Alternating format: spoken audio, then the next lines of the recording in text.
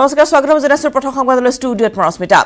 আৰম্ভণিতে ৰাজনৈতিক প্ৰেক্ষাপটৰ গুৰুত্বপূৰ্ণ খবৰ মণিপুৰৰ ৰাজনীতিত অদ্ভুতান ঘটাবলৈ গৈ মুখ ঠেকেচা খালে কংগ্ৰেছে শুকুৰবাৰে অনুষ্ঠিত ৰাজ্যসভা নিৰ্বাচনত বিজেপিৰ প্ৰাৰ্থী জয় হোৱাৰ পিছতে চলে বলে কৌশলে চৰকাৰ গঠন কৰাৰ আশাত চেঁচা পানী পৰিল বিজেপিৰ পৰা কেইবাজনো বিধায়ক মন্ত্ৰীয়ে কংগ্ৰেছলৈ আহিব বুলি প্ৰচাৰ কৰি চৰকাৰ গঠনৰ বাবে কুচকাৱাজ আৰম্ভ কৰিছিল কংগ্ৰেছে বিজেপিৰ 7জন মন্ত্ৰী বিধায়কে কংগ্ৰেছত যোগদান কৰিব বুলি উলোৱা বাতৰিত মণিপুৰৰ ৰাজনীতিত ধুমুহা বলিছিল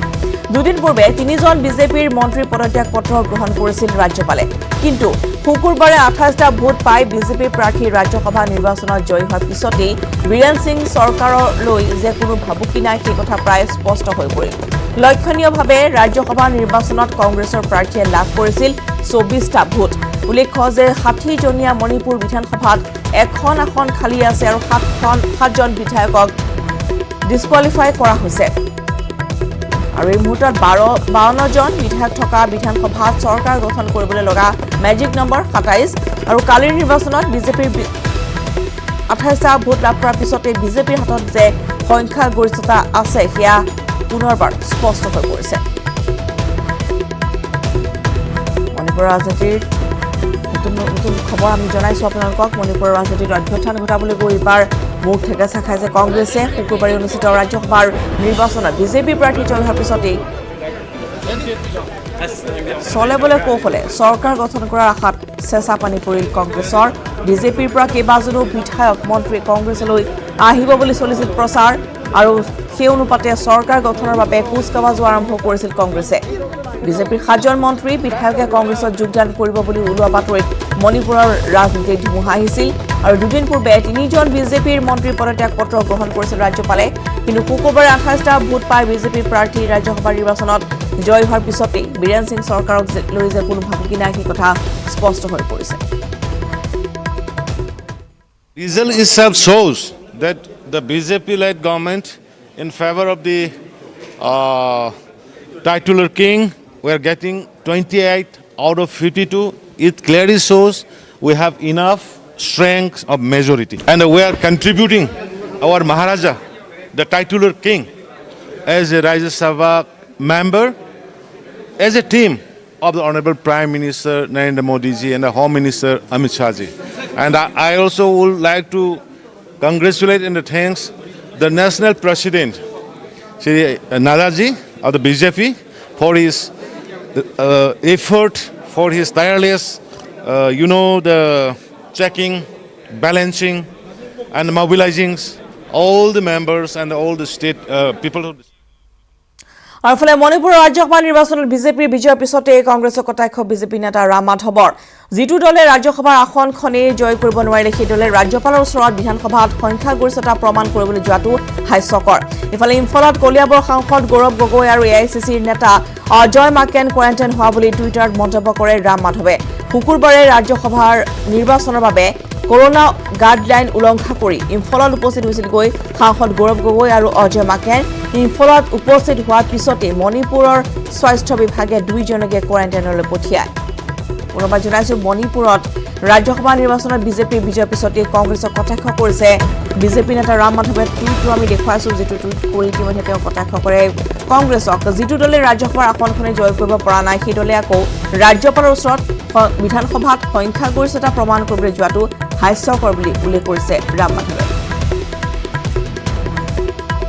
এফালে ৰাজ্যসভা নিৰ্বাচনত কংগ্ৰেছৰ 4জন বিধায়কক ভোটদান কৰিবলৈ নিদিয়াৰ অভিযোগ কৰিছে গৌৰৱ গগৈ এনে পৰিস্থিতিত এই বিজয়ক ঐতিহাসিক আখ্যা দিয়াৰ বাবে বিজেপিক কটাক্ষ কৰিছে কলিয়াবৰৰ সাংসদগৰাকীয়ে গৌৰৱ গগৈৰ টুইট য'ত তেওঁ ইতিমধ্যে কটাক্ষ কৰিছে বিজেপি ৰাজ্যসভা নিৰ্বাচনত কংগ্ৰেছৰ 4জন বিধায়কক ভোটদান কৰিবলৈ নিদিয়াৰ অভিযোগ কলিয়াবৰ সাংসদগৰাকীৰ এনে পৰিস্থিতিত এই বিজয়ক ঐতিহাসিক আখ্যা দিয়া বিজেপি কটাক্ষ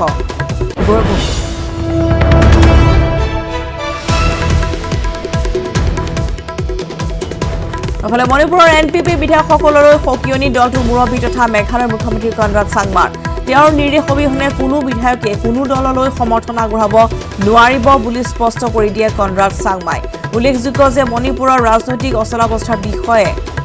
কংগ্ৰেছৰ নেতৃত্বত গঠন হোৱা SPF মৰ্চালৈ NPPৰ 4 বিধায়কেও সমৰ্থন দিয়া বুলি হৈছিল বাতৰি প্ৰচাৰ আৰু তাৰ পিছতেই এনেধৰণে সকিয়নি প্ৰদান কৰা হৈছে মণিপুৰৰ NPP বিধায়কসকললৈ সকিয়নি দলটোৰ মুৰব্বী তথা মেঘালয়ৰ মুখ্যমন্ত্ৰী কনৰাড চাংমাৰ তেওঁৰ নিৰ্দেশ অবিহনে কোনো বিধায়কে কোনো এটা দললৈ সমৰ্থন আগবঢ়াব নোৱাৰিব বুলি স্পষ্ট ৰূপত ঘোষণা কৰিছে Conrad Changmai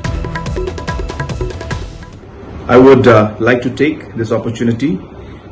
to first of all congratulate our newly elected Member of Parliament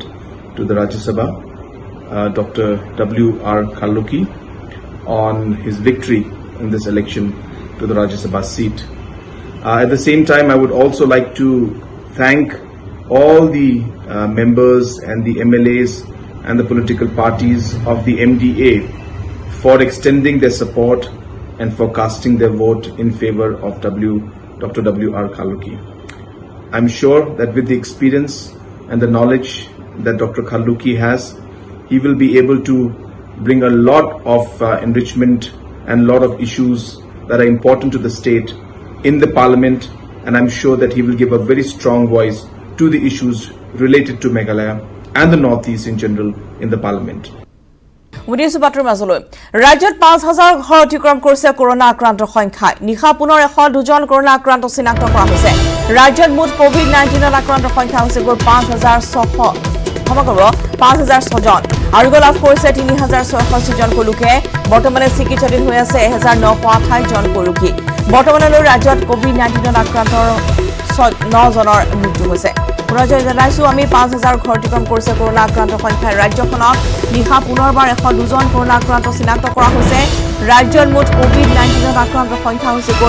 ৫,০০৬ Jan Arogya লাভ কৰিছে ৩,৬৬ জনে বৰ্তমানে চিকিৎসাধীন হৈ আছে ১৯২৮ জন আৰু বৰ্তমানলৈ ৰাজ্যত কোভিড-19 আক্ৰান্ত ৯ জনৰ মৃত্যু আক্ৰান্ত সংখ্যা পুনৰবাৰ বৃদ্ধি পাইছে ৰাজ্যখনত আৰু বৰ্তমান আমি জনাও যে ৫,০০০ ঘৰ অতিক্ৰম কৰিছে কৰোনা আক্ৰান্ত সংখ্যাই নিশাৰ ভাগত পুনৰ ১০২ জন কৰোনা আক্ৰান্ত চিনাক্ত কৰা হৈছে আৰু ৰাজ্যত মুঠ কোভিড-19 আক্ৰান্ত সংখ্যা হৈছে ৫,০০৬ জন আৰু ৩,৬৬ জনে ইতিমধ্যে আৰোগ্য লাভ কৰিছে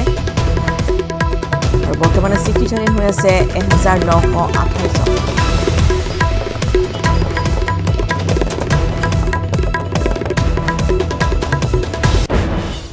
পৰৱৰ্তী খবৰ চীনৰ বিৰুদ্ধে একত্ৰিত দেশৰ সকলো বিৰোধী দল চীনৰ আক্ৰমণ সন্দৰ্ভত প্ৰধানমন্ত্ৰীৰ সৰ্বদলীয় বৈঠকৰ অন্তত প্ৰধানমন্ত্ৰীৰ চীন বিৰোধী স্থিতি সমৰ্থন বিৰোধী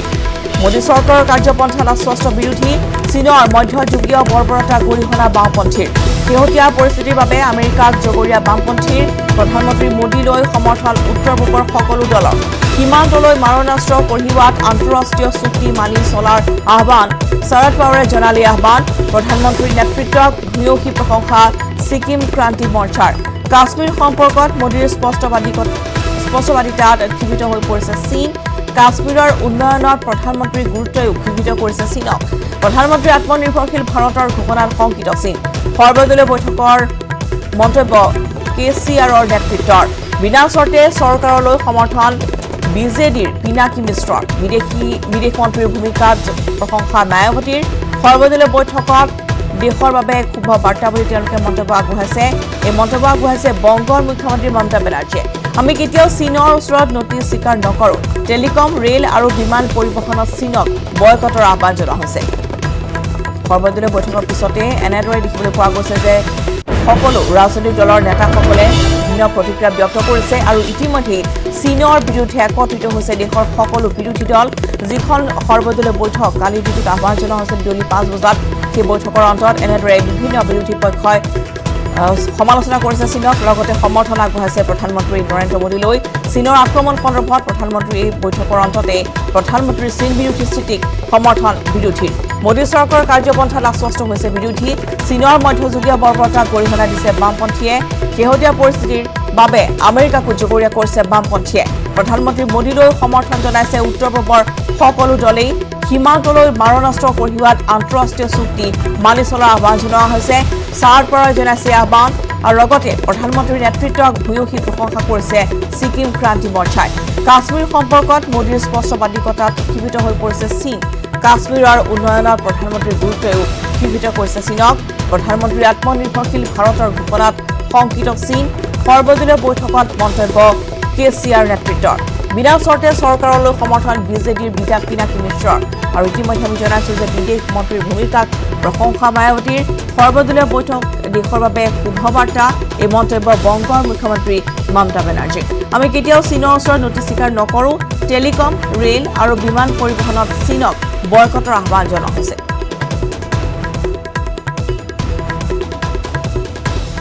चीन द्वारा एलएसी पर जो किया गया है उससे पूरा देश आहत है आक्रोशित है ये भावना हमारी इस चर्चा के दौरान भी आप सबके माध्यम से बार-बार प्रकट हुई है मैं आपको भी आश्वस्त कर रहा हूं कि हमारी सेना देश की रक्षा के लिए कोई कसर नहीं छोड़ रही है डिप्लॉयमेंट हो एक्शन हो काउंटर एक्शन हो जल थल नभ में हमारी सेनाओं को देश की रक्षा के लिए जो करना है वो कर रही है आज हमारे पास ये कैपेबिलिटी है कि कोई भी हमारी एक इंच जमीन की तरफ आंख उठाकर भी नहीं देख सकता आज भारत की सेनाएं हर सेक्टर में एक साथ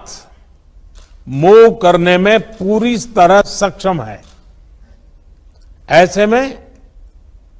हमने जहां एक तरफ सेना को अपने स्तर पर उचित कदम उठाने की छूट दी है वहीं दूसरी तरफ डिप्लोमेटिक माध्यमों से भी चीन को अपनी बात दो टूक स्पष्ट कर दी है भारत पीस और फ्रेंडशिप चाहता है लेकिन अपनी सॉवरेनिटी की रक्षा हमारे लिए सर्वोपरि है এক ইঞ্চিও ভূমি এৰি দিয়া নহব চীনক ৰঙা চীনক পুনৰ সকিয়নি প্ৰধানমন্ত্ৰী মোদীৰ চীনৰ দখলত নাই দেশৰ এখনো সীমান্ত চকী সৰ্বদলীয় বৈঠকৰ পিছতে মন্তব্য প্ৰধানমন্ত্ৰীৰ আমাৰ ভূখণ্ডত কোনেও প্ৰৱেশ কৰিব নোৱাৰে আমাৰ বীৰ শ্বহীদে চীনক উচিত শিক্ষা দিছে শ্বহীদৰ ত্যাগ আৰু বলিদান অথলে নাযায় বীৰ শ্বহীদৰ বলিদানক সেলুট দেশবাসীৰ আমাৰ জোৱানসকলে সমুচিত প্ৰত্যুত্তৰ দিলে চীনক ভাৰতৰ প্ৰৱেশত বাধা দিলে চীনা সৈন্যক আমাৰ সীমান্তত আমি বৃদ্ধি কৰিম পেট্ৰলিং সীমান্ত চীনৰ আগ্ৰাসনত উচিত প্ৰত্যুত্তৰ দিব ভাৰতে সৰ্বদলীয় বৈঠকৰ অন্তত ঘোষণা কৰিছে প্ৰধানমন্ত্ৰী নৰেন্দ্ৰ মোদীয়ে চীনক এক ইঞ্চি ভূমিও এৰি দিয়া নহব এই মন্তব্য পুনৰবাৰ আগবঢ়াইছে পুনৰবাৰ দোহাৰিছে প্ৰধানমন্ত্ৰীগৰাকীয়ে ৰঙা চীনক পুনৰ সকিয়নি প্ৰধানমন্ত্ৰী নৰেন্দ্ৰ মোদীৰ আৰু ইতিমধ্যেই দলবান উপত্যকা যেনেধৰণে ভাৰতৰ 20 জনকৈ জোৱান শ্বহীদ হৈছে তাৰ পিছতে এনেদৰে সৰ্বদলীয় বৈঠকৰ আহ্বান জনোৱা হৈছিল তাৰ পিছতে ঘোষণা পুনৰবাৰ প্ৰধানমন্ত্ৰী নৰেন্দ্ৰ মোদীৰ যে এক ইঞ্চিও ভূমি এৰি দিয়া নহব সীমান্তত আৰু চীনৰ দখলত দেশৰ এখনো সীমান্ত চকী নাই এই কথা উল্লেখ কৰিছে সৰ্বদলীয় বৈঠকৰ পিছতে মন্তব্য আগবঢ়াইছে প্ৰধানমন্ত্ৰী মোদীয়ে আমাৰ ভূখণ্ডত কোনেও প্ৰৱেশ কৰিব নোৱাৰে আমাৰ বীৰ শ্বহীদে চীনক উচিত শিক্ষা দিছে শ্বহীদৰ ত্যাগ আৰু বলিদান অথলে নাযায় বীৰ শ্বহীদৰ বলিদানক সেলুট দেশবাসী আমাৰ জোৱানসকলে সমুচিত প্ৰত্যুত্তৰ দিছে চীনক ভাৰতত প্ৰৱেশত বাধা দিলে চীনা সৈন্যক আমাৰ সীমান্তত আমি পেট্ৰলিং বৃদ্ধি কৰিম সীমান্তত চীনৰ আগ্ৰাসনত উচিত প্ৰত্যুত্তৰ দিব ভাৰতে সৰ্বদলীয় বৈঠকৰ অন্তত ঘোষণা প্ৰধানমন্ত্ৰী নৰেন্দ্ৰ মোদীৰ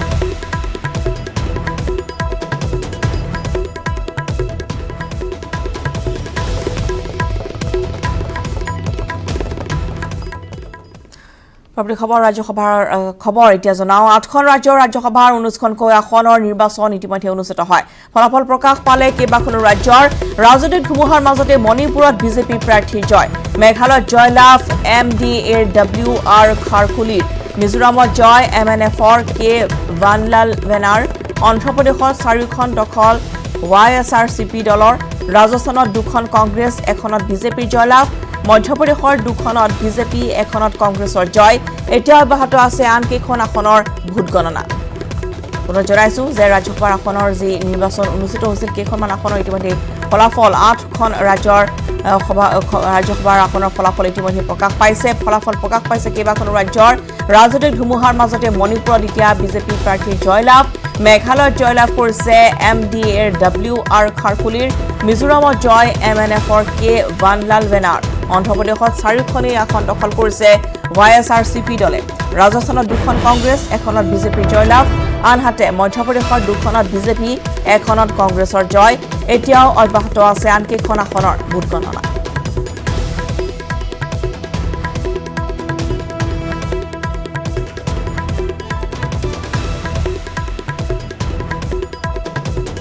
This is a democratic process. What I said,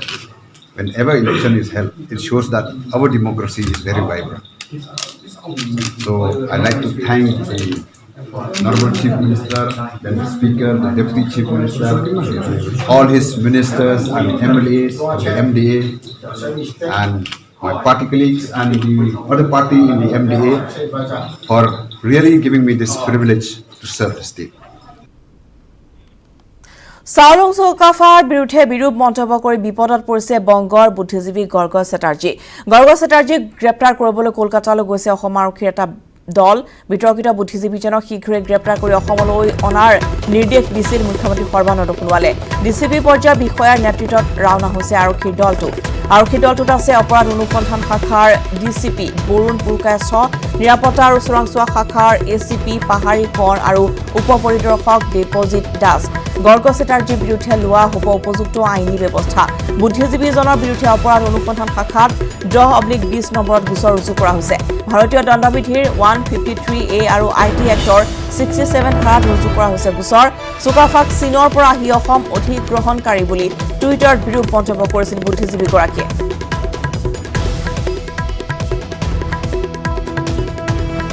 Chaolung চুকাফাৰ বিৰুদ্ধে বিৰূপ মন্তব্য আগবঢ়াই এতিয়া বিপদত পৰিছে বংগৰ বুদ্ধিজীৱী গৰ্গ চেটাৰ্জী আৰু ইতিমধ্যে কলকাতালৈ ৰাওনা হৈছে অসম আৰক্ষীৰ এটা দল বিতৰ্কিত বুদ্ধিজীৱীজনক শীঘ্ৰে গ্ৰেপ্তাৰ কৰি অসমলৈ অনাৰ বাবে মুখ্যমন্ত্ৰীৰ নিৰ্দেশত ৰাওনা হৈছে অসম আৰক্ষীৰ এই দলটো এই সন্দৰ্ভত অধিক তথ্য জনাব আমাৰ জ্যেষ্ঠ সাংবাদিক ঋতিক কৌশিকে পশ্চিমবংগৰ এক্টিভিষ্ট গৰ্গ চেটাৰ্জী অসমৰ যি প্ৰতিষ্ঠাপক আছিল চাউলুং চুকাফাৰ এগেইনষ্টত যি টুইটাৰত মন্তব্য কৰিছিল তাৰ পিছতে সমগ্ৰ অসমতে প্ৰতিক্ৰিয়া আৰম্ভ হৈছিল আৰু মুখ্যমন্ত্ৰী সৰ্বানন্দ সোণোৱালেও এই ক্ষেত্ৰত অসম আৰক্ষীক নিৰ্দেশ দিছিল আৰু অসম আৰক্ষীয়েও এই ক্ষেত্ৰত গোচৰ ৰুজু কৰিছে তেওঁৰ বিৰুদ্ধে যি বিভিন্ন সম্প্ৰদায়ৰ মাজত বিৰূপ প্ৰতিক্ৰিয়াৰ সৃষ্টি হ'ব পাৰে আমাৰ লগত আৰক্ষী আয়ুক্ত আছে গুৱাহাটীৰ মুন্না প্ৰসাদ গুপ্তা তেওঁৰ পৰা আমি জানিব বিচাৰিম কেনেধৰণে আপোনালোকে গোটেই বিষয়টো লৈছে কেনেধৰণে আপোনালোকে ব্যৱস্থা কৰে আমি এই ক্ষেত্ৰত এটা কেছ ইতিমধ্যে ৰেজিষ্টাৰ কৰিছোঁ ক্ৰাইম ব্ৰাঞ্চত আৰু কেছটো হ'ল case number 10/2020 under section 153A IPC /67 of Information Technology Act আৰু তদন্ত আমাৰ চলি আছে আজি আমাৰ এটা টিম এজন ডিচিপি ৰেংকৰ অফিচাৰৰ লিড কৰি এটা টিম কলিকতা গৈ আছে আৰু তেওঁলোকে ফাৰ্দাৰ ইনভেষ্টিগেশ্যন আৰু লিগেল একশ্যন ল'ব এই কেছটো এই ক্ষেত্ৰত মুখ্যমন্ত্ৰীয়েও অসম আৰক্ষীক বিভিন্ন নিৰ্দেশনা দিছে এই ক্ষেত্ৰত মহানগৰ আৰক্ষীকো গোচৰ ৰুজু কৰাৰ কাৰণে কৈছিল এই ক্ষেত্ৰত কেনেকুৱা ধৰণৰ নিৰ্দেশনা মাননীয় মুখ্যমন্ত্ৰী ডাঙৰীয়াই কেছটো আমাক গুৰুত্বপূৰ্ণ সহকাৰে ল'বলৈ নিৰ্দেশ দিছে সেইটো আমি গুৰুত্বপূৰ্ণভাৱে আমি তদন্ত কৰি আছোঁ আৰু আমাৰ টীম ইতিমধ্যে আমি ৰাওনা কৰিবলৈ সাজু হৈছোঁ আৰু গৰ্গ চেটাৰ্জীক অসমলৈ লৈ অনাৰ ক্ষেত্ৰতো ব্যৱস্থা ল'ব সেই গোটেইখিনি আইনী যিখিনি ব্যৱস্থা আছে সেই ব্যৱস্থাখিনি ইতিমধ্যে আৰম্ভ কৰা হৈছে আৰু আইনগতভাৱে সকলো ব্যৱস্থা লোৱা হ'ব ধন্যবাদ আৰক্ষী আয়ুক্ত মুন্না প্ৰসাদ গুপ্তাৰো ইতিমধ্যে তেওঁ উল্লেখ কৰিছে এই ক্ষেত্ৰত যি যাৱতীয় ব্যৱস্থা বা আইনী ব্যৱস্থা তেওঁলোকে গ্ৰহণ কৰিছে আৰু ডিচিপি পৰ্যায়ৰ এজন বিষয়াৰ নেতৃত্বত এটা দল সাজু কৰা হৈছে যি কলিকতালৈ ৰাওনা হৈছে আৰু হয়তো গৰ্গ চেটাৰ্জীক 2 এদিনৰ ভিতৰতে অসমলৈ লৈ আহিব পাৰিব চীনা সামগ্ৰী বৰ্জন কৰিছে জুবিন গাৰ্গে চিনেমাও বৰ্জন জুবিনৰ ৰাইজকো চীনা সামগ্ৰী বৰ্জনৰ আহ্বান জনালে জুবিনে লাডাখত চীনা সৈন্যৰ বৰ্বৰতাৰ পিছতে কঠোৰ হৈ পৰিছে জুবিন গাৰ্গ চলিত বৰ্ষৰ চিনেমা নিৰ্মাণৰ কাম স্থগিত ৰখা বুলিও মন্তব্য কৰিছে শিল্পীগৰাকীয়ে শুকুৰবাৰে মহানগৰীৰ ৰাজগড়স্থিত অভিনয়াত কৰোনা আৰু ইয়াৰ প্ৰতিৰোধ শীৰ্ষক গ্ৰন্থ উন্মোচনী অনুষ্ঠানত এই মন্তব্য কৰিছে শিল্পীগৰাকীয়ে সমগ্ৰ দেশজুৰি যেহেতু চীনা সামগ্ৰী বৰ্জন কৰিব লাগে বুলি সকলোৱে দাবী উত্থাপন কৰিছে সেই সমস্যাটো নিজৰ প্ৰতিক্ৰিয়া আগবঢ়াইছে অসমৰ হাতৰপ জুবিন গাৰ্গেও ইতিমধ্যে উল্লেখ কৰিছে যে চীনা সামগ্ৰী তেওঁ নিজেও বৰ্জন কৰিছে আৰু আনকো কৰিবলৈ আহ্বান জনাইছে চীনা চিনেমাও বৰ্জন কৰিছে জুবিনে ৰাইজকো চীনা সামগ্ৰী বৰ্জনৰ আহ্বান জনাইছে জুবিন গাৰ্গে চীনা সামগ্ৰী আৰু তেওঁলোকে খুব সস্তাত উলিয়াই দিয়ে চব বস্তু আৰু ডুপ্লিকেট উলিওৱাত এক্সপাৰ্ট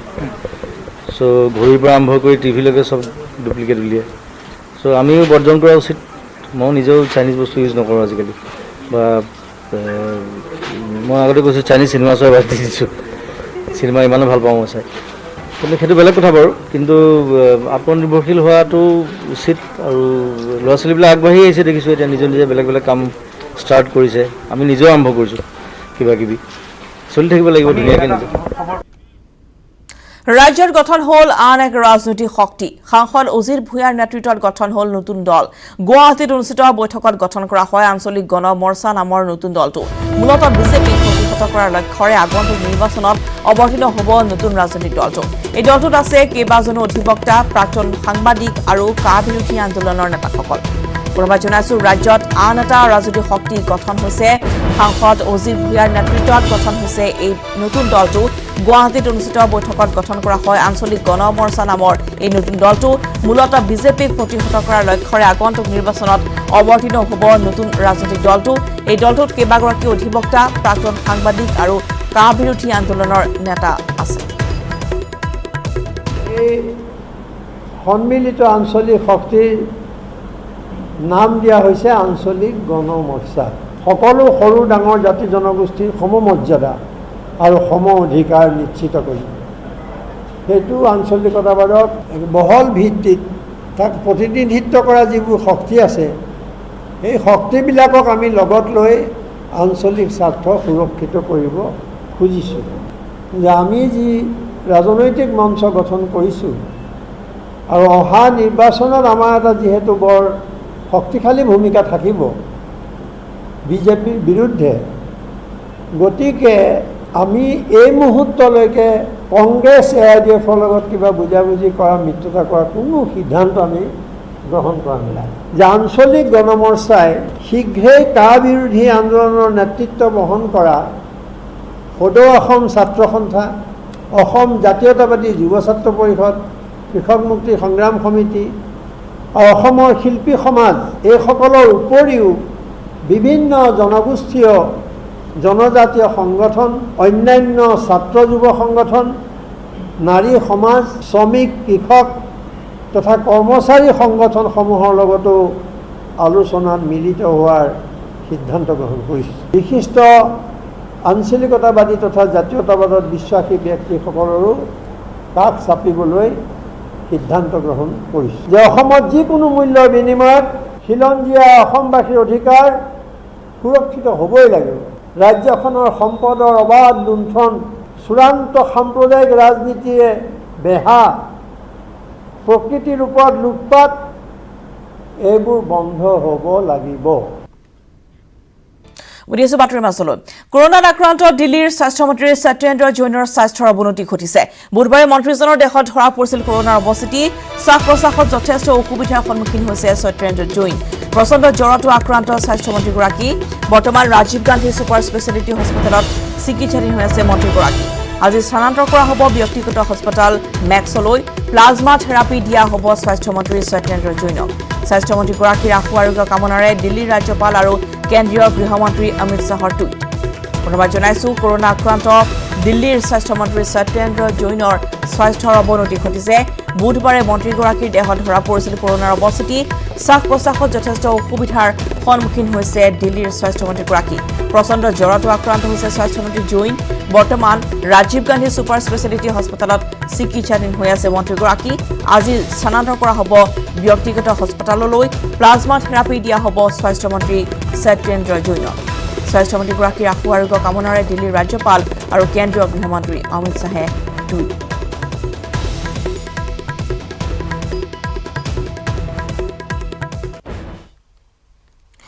প্ৰাক্তন মুখ্যমন্ত্ৰী প্ৰফুল্ল কুমাৰ মহন্তক তীব্ৰ কটাক্ষ বিজেপিৰ কংগ্ৰেছক লগত লৈ আঞ্চলিকতাবাদ উদ্ধাৰ অভিযানক হাস্যকৰ বুলি আখ্যা দিছে বিজেপিয়ে মহন্তই পুৰণি ইতিহাস পাহৰিলেও বুলিও অভিযোগ কৰিছে বিজেপিয়ে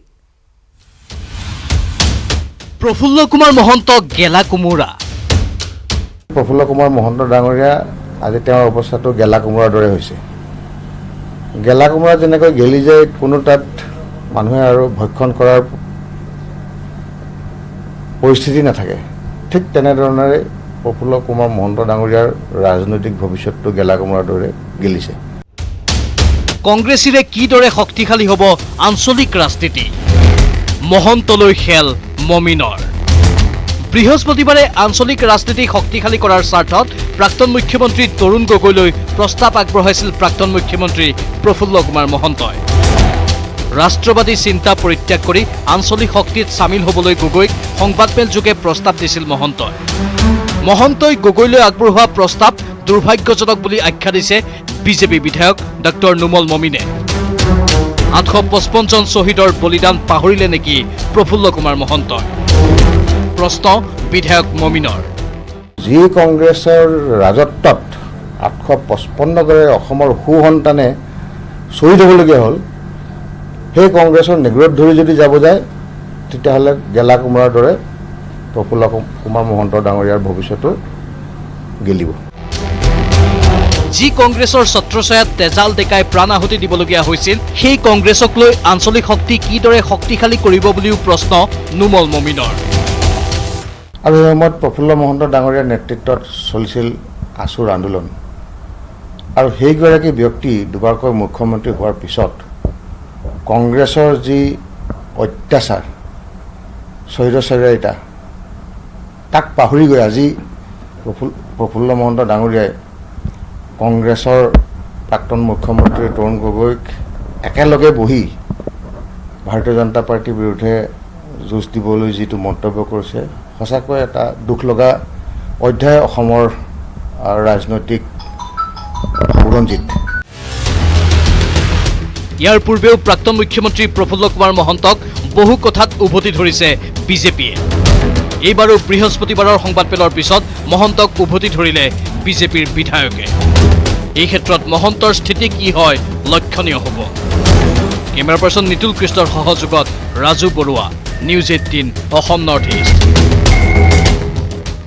ফলে দুদিনৰ বাবে ৰঙাপাৰা বন্ধ ঘোষণা শোণিতপুৰ জিলা প্ৰশাসনৰ কৰোনা আক্ৰান্তৰ বৃদ্ধি পোৱাৰ বাবে প্ৰশাসনৰ বন্ধ ঘোষণা ৰঙাপাৰাক বাফাৰ জোন হিচাপে ঘোষণা প্ৰশাসনৰ বৃহস্পতিবাৰে ৰঙাপাৰাত পুনৰ 3 জনৰ দেহত কোভিড-19ৰ স্থিতি ধৰা পৰাৰ পিছতে এই সিদ্ধান্ত গ্ৰহণ কৰা হৈছে ৰঙাপাৰা 3 নম্বৰ ৱাৰ্ডৰ নিবাসী তথা প্ৰতিষ্ঠিত ব্যৱসায়ী পুৰুষোত্তম আগৰৱালা 45 বছৰ বয়স তেখেতৰ পুত্ৰ কুনাল আগৰৱালা 13 বছৰ আৰু নামনি গাঁৱৰ নিবাসী ইছলাম আলী মহামাৰী কোভিড-19ত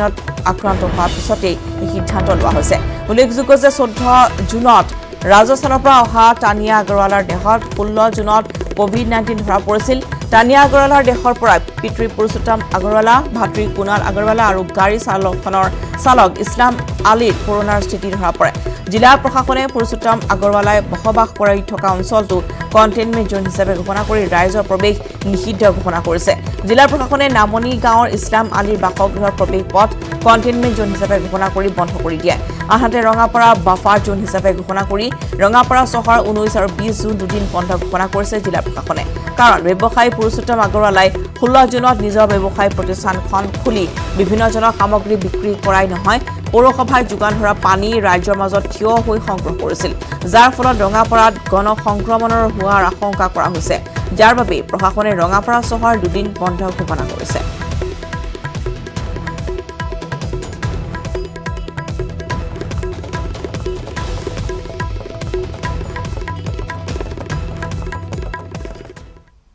আৰু আজি ৰাভা দিৱস সমগ্ৰ ৰাজ্যই আজি সুঁৱৰিব কলাগুৰু বিষ্ণুপ্ৰসাদ ৰাভাক সংগীত নাটক কবিতা সাহিত্য সাধনাৰ লগতে নিষ্পেষিত আৰু নিপীড়িত লোকৰ মুক্তিৰ বাবে জীৱন পাঠ কৰা সৈনিক শিল্পী কলাগুৰু বিষ্ণুপ্ৰসাদ ৰাভাৰ মৃত্যুৰ 51 বছৰ সম্পূৰ্ণ হ'ল লকডাউনৰ মাজতে বিভিন্ন স্থানত অনুষ্ঠুপীয়াকৈ হ'লেও আয়োজন কৰা হৈছে সমাজত সাম্য প্ৰতিষ্ঠাৰ বাবে আহুপুৰুষাৰ্থ কৰা শিল্পীজনৰ ডিব্ৰুগড়ত চৰকাৰৰ উদ্যোগত আয়োজন কৰা ৰাভা দিৱসৰ অনুষ্ঠানত বিষ্ণু ৰাভালৈ শ্ৰদ্ধাঞ্জলি